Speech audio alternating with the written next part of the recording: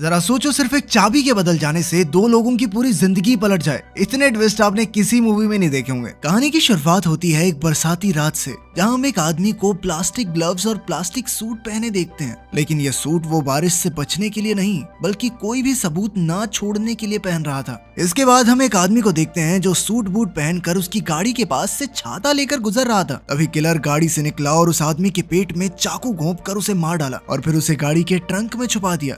इसके बाद उसने गाड़ी में बैठकर अपना सूट निकाला और तब उसका असली चेहरा सामने आया। इस पेशेवर हत्यारे का नाम जैक था। उसने अपनी घड़ी पर समय देखा और सही समय आते ही गाड़ी लेकर निकल गया। फिर अगली सुबह हम हैरी नाम के एक जवान आदमी को देखते हैं जो अपनी जिंदगी से बहुत परेशान था। वो एक एक्टर बनना चाहता था, मगर काम मिल ही नहीं रहा था। उसके पास एक फूटी कौड़ी तक नहीं थी और वो अपनी जिंदगी से बहुत परेशान था। पर उसी वक्त अचानक उसकी मकान मालकिन ने दरवाजा खटखटाया और कहा कि वो उसके लिए नूडल्स लाई है। हैरी ने उसकी बात को इग्नोर करने की कोशिश की, मगर फिर वो नूडल्स का नाम सुनकर खुद को रोक नहीं पाया। जैसे ही उसने दरवाजा खोला तो मालकिन ने उस पर चिल्लाना शुरू कर दिया, क्योंकि उसने कई महीनों से किराया नहीं दिया था। अब मालकिन ने उसे कल सुबह तक किराया भरने को कहा, वरना वो उसे घर से निकाल देगी। फिर उसने हैरी को नहाने के लिए कहा, क्योंकि पूरे घर में गटर जैसी बदबू हो रखी थी। अब वो नहाने के लिए एक पब्लिक सौना में गया। वहाँ उसने जैक को देखा जो वॉश बेसिन में अपने हाथों पर लगा खून साफ कर रहा था। तब हैरी की नजर उसकी बेशकीमती घड़ी पर पड़ी तो वो समझ गया कि आदमी काफी अमीर है। खैर फिर हैरी नहाने लगा तो कुछ देर बाद जैक भी सौना में घुसा। तभी अचानक हैरी के हाथों से साबुन फिसल कर गिर गया और वहीं जैक चलकर आ रहा था तो उसका पैर साबुन के ऊपर पड़ गया, जिससे वो फिसल कर जबरदस्त तरीके से गिरा।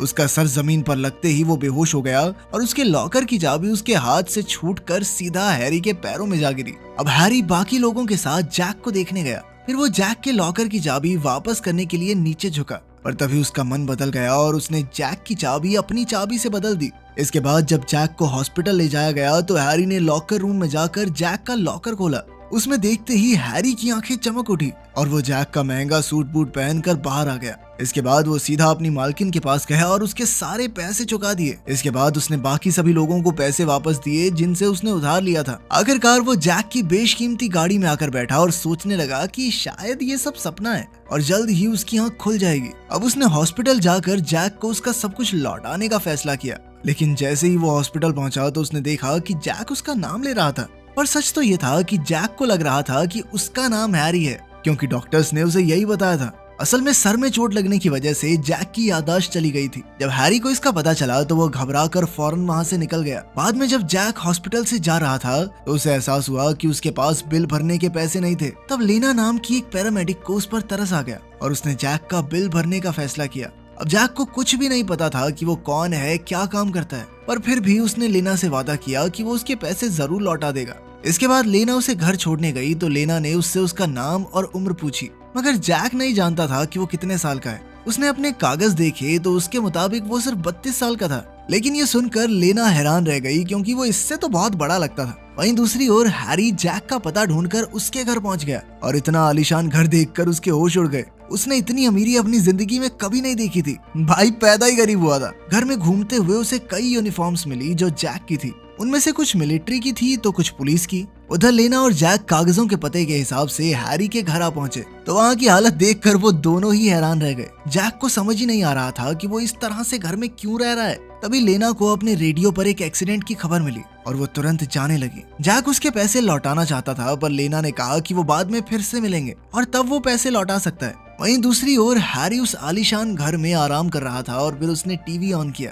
पर वहाँ उसने जो देखा उससे उसके होश ही उड़ गए। उसमें टीवी चैनल्स की बजाय पड़ोस की एक लड़की का लाइव वीडियो चल रहा था जिसमें वो योगा कर रही थी। इधर जैक अब भी अपने बारे में और जानकारी हासिल करने की कोशिश कर रहा था। तब उसने बाहर निकलकर पड़ोस के लोगों से बात करने की सोची। वो उनके दरवाजे खटखटाकर उनसे बात करने की कोशिश करने लगा, लेकिन सबको लग रहा था कि ये कोई सेल्समैन है और हमें कुछ चिपकाने आया है। फिर उसकी मुलाकात एक अजनबी से हुई जो काफी गुस्से में था। जैक उससे भी सवाल करने लगा, मगर उस गुस्सैल आदमी ने जैक पर हमला बोल दिया। तभी अचानक जैक के हाथ पैर अपने आप चलने लगे और उसने अपना बचाव किया। उसे समझ नहीं आ रहा था कि आखिर उसने ये किया कैसे। कुछ देर बाद जब लेना वापस उसे देखने आई तो उसने देखा कि जैक जमीन पर पड़ा खांस रहा था। असल में वो सिगरेट पीने की कोशिश कर रहा था, लेकिन उसे काफी दिक्कत हो रही थी। इस पर लेना सोच में पड़ गई कि भाई नहीं पी जा रही तो मत पीना।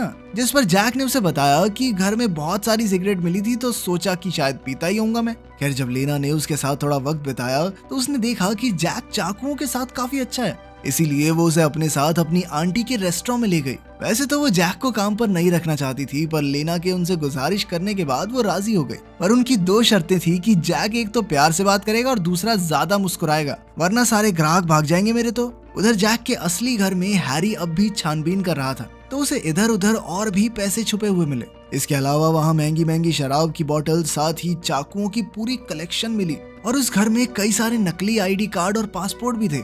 इसके बाद उसने एक बोर्ड देखा जिसमें उसी पड़ोस वाली लड़की उंजू की बहुत सारी जानकारी थी। तभी वहाँ मौजूद पुलिस रेडियोस पर थोड़ा शोर हुआ तो हैरी ने हिसाब लगाया कि ये जरूर पुलिस वाला होगा। फिर उसने सोचा कि उंजू जरूर किसी केस की गवाह होगी और उसकी हिफाजत का जिम्मा जैक का होगा।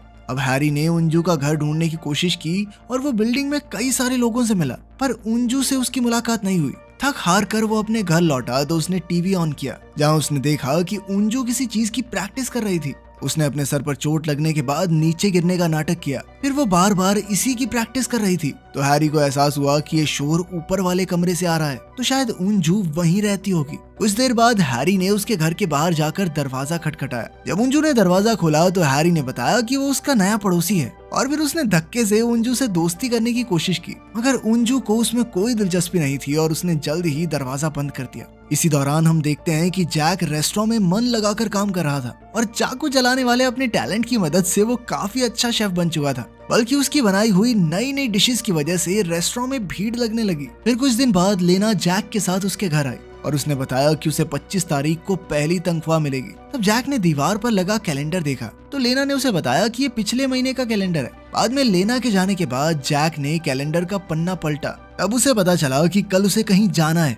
जब अगले दिन वो उस जगह पर पहुंचा तो उसने एक आदमी को देखा जो लोगों का नाम लेकर उन्हें गाड़ी में बिठा रहा था। जैक ने उस आदमी से पूछा कि वो कहाँ जा रहे हैं। असल में वो सब एक्टर्स थे जो सेट पर जा रहे थे। अब जैक हेनरी की जिंदगी जी रहा था तो अपना नाम पढ़कर उन लोगों के साथ काम पर चला गया, लेकिन सेट पर जाकर पूरा दिन उससे बहुत गलतियां हुई। वहीं दूसरी ओर हम देखते हैं कि हैरी उंजू की सुरक्षा करने के लिए उसका पीछा कर रहा था। उंजू अपनी माँ से मिलने के लिए हॉस्पिटल गई और उसने बताया कि वो एक ट्रिप पर जाने वाली है। फिर जब वो वापस हॉलवे में आई तो अचानक किसी को देखकर घबरा गई और उल्टी दिशा में चलने लगी। हैरी ने उसे देखा और तभी उसकी नजर एक आदमी पर पड़ी जो उंजू का पीछा कर रहा था। उसे याद आया कि उसने इस आदमी को जैक के बोर्ड पर देखा था। अब वो उंजू को उस आदमी की नजरों से बचाकर पार्किंग एरिया में ले आया। उधर शाम को शूटिंग खत्म होने के बाद जैक को पैसे मिले, तब उसे लिस्ट में अपने नाम के आगे अपने पिता का नाम मिला। उसके पिता एक नाई थे और वो उनसे मिलने उनकी दुकान पर पहुंचा। उस वक्त उसके पिता अपने ग्राहक के साथ असली हैरी की बात कर रहे थे, लेकिन जैक को लगा कि उसके बारे में बात चल रही है। उसके पिता को लगता था कि हैरी एक नंबर का निकम्मा है और ये सब सुनकर जैक काफी निराश हो गया और वहाँ से चुपचाप चला गया। बाद में जैक ने लेना को बताया कि एक्सीडेंट से पहले वो एक एक्टर बनने की कोशिश कर रहा था और अब वो दोगुने जज्बे के साथ अपने सपने को पूरा करने के लिए मेहनत करेगा। वहीं दूसरी ओर हम देखते हैं कि रात को उंजू ने अपना सारा सामान इकट्ठा किया और सड़क के उस पार जाकर खड़ी हो गई, मगर काफी देर तक वहाँ कोई नहीं आया। उसने अपने घर वापस जाकर देखा कि कहीं वो गलत तारीख को तो नहीं चली गई और उसने हिसाब लगाया कि शायद उसे अगले थर्सडे जाना होगा। उधर जैक अपने घर पर एक्टर बनने की तैयारी में जोरों शोरों से लगा हुआ था। बाद में जब वो फिल्म सेट पर पहुंचा तो उसे हीरो के बॉडीगार्ड का रोल मिला, मगर जैसे ही फाइट सीक्वेंस शुरू हुआ तो जैक खुद को रोक नहीं पाया और बीच में घुसकर हीरो का बचाव करने लगा। शॉट पूरा होने के बाद डायरेक्टर ने उसके पास आकर उसका नाम पूछा। जैक ने उससे माफी मांगी क्योंकि उसे लगा कि उसने बीच में आकर सारा सीन खराब कर दिया, लेकिन असल में डायरेक्टर उसकी फाइटिंग स्किल्स से काफी खुश था। यार इसके बाद हम देखते हैं कि अगले थर्सडे को उंजू एक बार फिर से अपना सामान लेकर सड़क पर खड़ी थी, लेकिन वो जिस भी इंसान का इंतजार कर रही थी वो इस बार फिर से नहीं आया। उधर जैक अपनी अगली शूटिंग पर पहुंचा तो उसे कुछ डायलॉग्स बोलने थे, मगर उसे लाइंस याद करने में दिक्कत हो रही थी। जब डायरेक्टर ने एक्शन बोला तो जैक लाइन तो भूल गया और बस 2 शब्द कह दिए, लेकिन डायरेक्टर को उसके 2 शब्दों में बहुत मजा आ गया। इसके बाद उसका फाइटिंग सीन हुआ और उसने अपनी स्किल्स से सबको हैरान कर दिया। जल्द ही उसका एपिसोड टीवी पर भी आया और रेस्टोरेंट में आने वाले कई ग्राहकों ने उसे पहचान लिया। अब तो लोग उसके साथ फोटो ही खिंचवाने लगे थे। धीरे धीरे दिन बीत रहे थे और अब हैरी उंजू से थोड़ी बातचीत करके उसका विश्वास जीत रहा था। जल्द ही वो दोनों काफी करीब आ गए और एक दूसरे को चाहने लगे। इधर जैक अपने अगले एपिसोड की शूटिंग पर गया, लेकिन वहाँ तो हीरो ने प्रोड्यूसर को फोन करके कहानी बदलने को कह दिया, क्योंकि उसे डर था कि कहीं जैक उससे ज्यादा मशहूर ना हो जाए। जब वो एपिसोड टीवी पर आया तो उसे देखकर लोगों को समझ ही नहीं आया कि भाई अचानक से क्या कर दिया इन्होंने। खैर फिर उस रात जैक के असली घर में एक फोन बजा तो हैरी ने फोन उठा लिया। कॉल करने वाले इंसान ने हैरी को जल्द जल्द से जल्द मिलने के लिए बुलाया। अब हैरी सनग्लासेस और मास्क पहनकर उस मीटिंग में पहुंच गया। वहां मौजूद सभी आदमी उससे इज्जत से पेश आ रहे थे क्योंकि वो जानते थे कि जैक कितना खूंखार पेशेवर हत्यारा है। उन्होंने हैरी से कहा कि उसे पिछले महीने की 25 तारीख को उंजू को जान से मारना था, पर उसने अब तक काम पूरा क्यों नहीं किया। उन्होंने हैरी से कहा कि उसे जल्द से जल्द अपना मिशन पूरा करना होगा, वरना अगर उंजू पुलिस के पास चली गई तो मामला गड़बड़ हो जाएगा। उसी वक्त हम देखते हैं कि एक आदमी खुफिया तरीके से इस मीटिंग की सारी बातें सुन रहा था। जब हैरी मीटिंग से चला गया तो उसने अपने आदमियों को हैरी का पीछा करने को कहा ताकि वो उंजू का पता लगा सके। जब हैरी घर लौटा तो वो बहुत गुस्से में था क्योंकि अब उसे समझ आ गया था कि जैक असल में पुलिस वाला नहीं बल्कि एक सीरियल किलर है। उधर जैक अगले एपिसोड की शूटिंग कर रहा था। सीरीज का हीरो जैक से इतना जलने लगा था कि इस बार उसने शूटिंग के समय एक्टिंग करते हुए सच में जैक के सर पे डंडा दे मारा। जैक को इस पर बहुत गुस्सा आया, पर फिर उसने मुस्कुरा कर पूछा कि क्या उसने सही टेक दिया। कुछ दिन बाद हम देखते हैं कि अब हैरी जैक का पीछा करने लगा था। आखिरकार जैक ने उसे रोककर पूछ ही लिया कि तुम मेरे फैन हो क्या? हाँ सर, बहुत प्यार करता हूँ आपसे, मेरे हथियार पे ऑटोग्राफ दे दो आप एक बार। इस पर जैक ने भी ज्यादा ना सोचते हुए उसके गोटों पर अपना नाम लिख दिया। इस सब के दौरान जैक और लेना भी एक दूसरे के काफी करीब आ गए थे। खैर अगले थर्सडे को उंजू एक बार फिर से अपना सामान लेकर सड़क पर आई, पर इस बार हैरी ने उसके सामने जाने का फैसला किया। उसने कहा कि मैं एक पुलिस वाला हूँ जिसे तुम्हारी सुरक्षा के लिए यहाँ भेजा गया था, लेकिन अब उसे असल में उंजू से प्यार हो गया था और वो चाहता था कि वो दोनों हमेशा साथ रहें। मगर तब उस अमीर बिजनेसमैन के गुंडों ने उंजू और हैरी की तस्वीरें अपने बॉस को भेज दी, जिसने उन दोनों को ही जान से मारने का हुक्म दे दिया। फिर अगले दिन जैक की काम से छुट्टी थी तो उसने लेना और उसके परिवार को अपने साथ पिकनिक पर चलने को कहा। उन सब ने एक साथ बहुत मस्ती की और जैक ने आसमान की ओर देखकर कहा कि अब उसे ये जिंदगी पसंद आने लगी है। मगर फिर रात को जब वो घर वापस लौट रहे थे तो तेज बारिश होने लगी और रेडियो पर एक गाना बजा जिससे धीरे धीरे जैक को अपनी पिछली जिंदगी के बारे में सब कुछ याद आने लगा। उसे एक्सीडेंट से पहले के दिनों की झलक दिखाई देने लगी और उसे याद आया कि वो एक पेशेवर हत्यारा है। अब जैक सीधा उंजू से मिलने पहुंचा, पर हैरी को लगा कि वो उसे मारने आया है। उसने जैक को रोकने की कोशिश की मगर वो जैक के सामने टिक नहीं पाया। खैर बाद में जैक ने खुलासा किया कि असल में वो कोई हत्यारा नहीं है। जब भी किसी इंसान को मारने के लिए अंडरवर्ल्ड में फिरौती निकलती तो वो उस इंसान से मिलकर उसे डेथ कॉन्ट्रैक्ट के बारे में सब कुछ बता देता। फिर जैक उन्हें मरने का नाटक करने को कहता ताकि वो इस शहर से दूर जाकर एक नई जिंदगी की शुरुआत कर सके। ये सब सुनकर सभी लोग राजी भी हो जाते थे क्योंकि अगर उन्होंने बात नहीं मानी तो जैक तो नहीं मारेगा उन्हें, पर कोई और मार देगा। इस तरह जैक किसी की भी जान लिए बिना दोनों तरफ के लोगों को खुश कर देता था। फिर जैक ने बताया कि किसी ने उसे उंजू को मारने का मिशन दिया था क्योंकि उसके पास एक ऐसी खुफिया फ्लैश ड्राइव है जिसके बाहर आते ही एक अमीर बिजनेसमैन का धंधा चौपट हो सकता है। अब जैक ने उंजू को समझाया कि उसे ये देश छोड़कर जाना होगा वरना वो लोग उसे जान से मार डालेंगे। मगर उंजू ने कहा कि वो हैरी को अकेला छोड़कर नहीं जा सकती क्योंकि अब उसकी भी जान खतरे में है। मगर हैरी ने हताश होकर कहा कि मैं तो वैसे ही जिंदगी से परेशान हूँ, तुम चली जाओ, कोई बात नहीं, मेरी चिंता मत करो। मगर जैक के दिमाग में एक प्लान चल रहा था जिसमें उन तीनों को इकट्ठे मरने का नाटक करना होगा और फिर वो सभी अपनी अपनी जिंदगी की नई शुरुआत कर सकेंगे। लेकिन इस प्लान को कामयाब करने के लिए उन्हें जबरदस्त परफॉर्मेंस देनी होगी, वरना अगर किसी को भनक लग गई कि वो जिंदा हैं तो बाकी किलर्स उनका खात्मा कर देंगे। अंत में जैक लेना से आखिरी बार मिलने गया और उसे बताया कि उसकी याददाश्त वापस आ चुकी है और अब वो सब कुछ छोड़कर वापस जा रहा है। जैक ने कहा कि मैं वो आदमी नहीं हूँ जिसे तुम जानती हो, इसीलिए मुझे तुमसे दूर जाना होगा। ये सुनकर लेना को बहुत गुस्सा आया और उसने कहा कि मुझे तुम्हारी पिछली जिंदगी से कोई मतलब नहीं है, तुम अब जो हो मेरे लिए काफी हो। मगर जैक के जाने के बाद लेना को कुछ ठीक नहीं लगा और अब वो एम्बुलेंस में बैठकर जैक के पीछे निकल गई।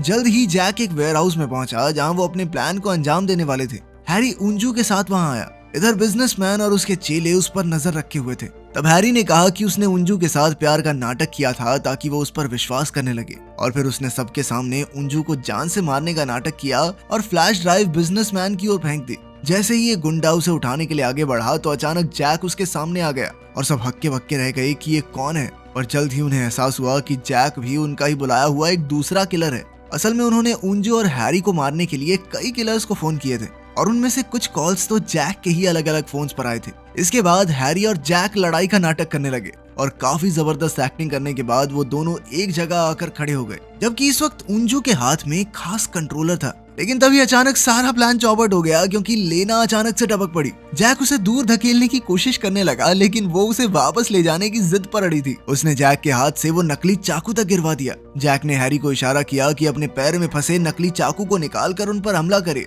हैरी ने बिल्कुल वैसा ही किया और जैक ने लेना को अपने पीछे खींच लिया ताकि वो नकली चाकू उसे लग सके। फिर उसने उंजू की तरफ इशारा किया, जिसके एक बटन दबाते ही एक बहुत बड़ा कंटेनर उनके ऊपर आ गिरा। गुंडे कंटेनर के पास ये चेक करने आने लगे कि वो मरे या नहीं, और वहीं जैक लेना को जैसे तैसे चुप करवाने की कोशिश कर रहा था। खैर इस दौरान उसने हैरी को इशारा किया, जिसने कंटेनर के नीचे से नकली खून बहा दिया। गुंडे उनके इस जाल में फंस गए और उन्हें लगा कि सब के सब मारे गए। खैर सभी गुंडों के जाने के बाद जैक और बाकी लोग कंटेनर से बाहर निकले।